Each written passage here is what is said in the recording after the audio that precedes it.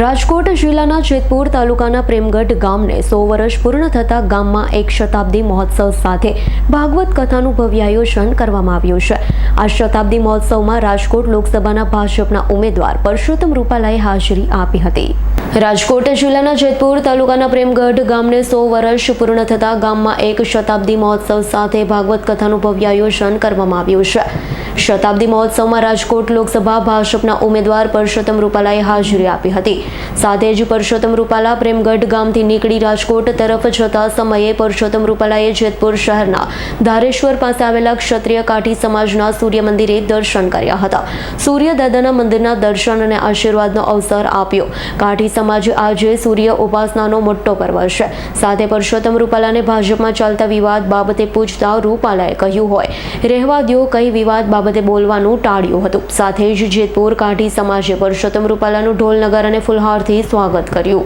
રાજકોટ જિલ્લાના જેતપુર તાલુકાના પ્રેમગઢ ગામને 100 વર્ષ પૂર્ણ થતા ગામમાં એક શતાબ્દી મહોત્સવ સાથે ભાગવત કથાનું ભવ્ય આયોજન કરવામાં આવ્યું છે। શતાબ્દી મહોત્સવમાં રાજકોટ લોકસભા ભાજપના ઉમેદવાર પરસોત્તમ રૂપાલાએ હાજરી આપી હતી। સાથે જ પરસોત્તમ રૂપાલા પ્રેમગઢ ગામથી નીકળી રાજકોટ તરફ જતા સમયે પરસોત્તમ રૂપાલાએ જેતપુર શહેરના ધારેશ્વર પાસે આવેલા ક્ષત્રિય કાઠી સમાજના સૂર્ય મંદિરે દર્શન કર્યા હતા। સૂર્ય દાદાના મંદિરના દર્શન અને આશીર્વાદનો અવસર આપ્યો। કાઠી સમાજ આજે સૂર્ય ઉપાસનાનો મોટો પર્વ છે। સાથે પરસોત્તમ રૂપાલાને ભાજપમાં ચાલતા વિવાદ બાબતે પૂછતા રૂપાલાએ કહ્યું હોય રહેવા દ્યો, કઈ વિવાદ બાબતે બોલવાનું ટાળ્યું હતું। સાથે જ જેતપુર કાઠી સમાજે પરસોત્તમ રૂપાલાનું ઢોલ નગારા અને ફુલહારથી સ્વાગત કર્યું। નમસ્કાર, સૌને રામ રામ। આજે ભાગવત સપ્તાહ નિમિત્તે મારે પ્રેમગઢ મુકામે જવાનું થયું હતું। ભાગવત સપ્તાહની અંદર વ્યાસપીઠના આશીર્વાદ લઈ અને અમે પરત આવતા હતા।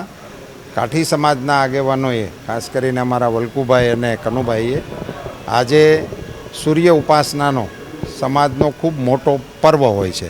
3.5 દિવસના ઉપવાસ કરવાની વર્ષો જૂની પરંપરા, એનું નિર્વહન નવી પેઢી પણ કરી રહી છે। એવા સમયે સૂર્ય મંદિરની બાજુમાંથી હું પસાર થઈ રહ્યો છું તો મને સૂર્યદાદાના આશીર્વાદ અને ઉપવાસીઓની સાથે રામ રામ કરવા માટેનો અવસર આપ્યો। બધાનો આભાર। જય સૂર્યદેવ। હવે બસ હવે રહેવા દો, એ એટલા હાટું ના મને ખબર।